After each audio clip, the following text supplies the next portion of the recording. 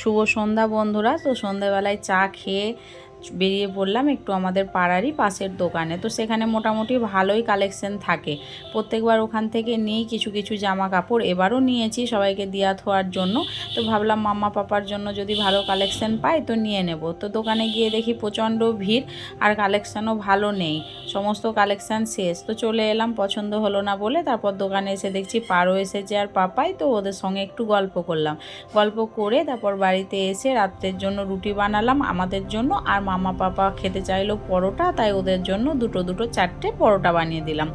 আর তো পরোটাটা বানানো কমপ্লিট করেই মাম্মা চলে এসেছিলো। তো মাম্মা আর পাপা দুজনেই না পরোটা খেতে প্রচণ্ড ভালোবাসে। তো দেখো মাম্মাকে এখানে খেতে দিয়ে দিয়েছি, ও আলু ভাজা আর চিনি দিয়ে পরোটা খাচ্ছে।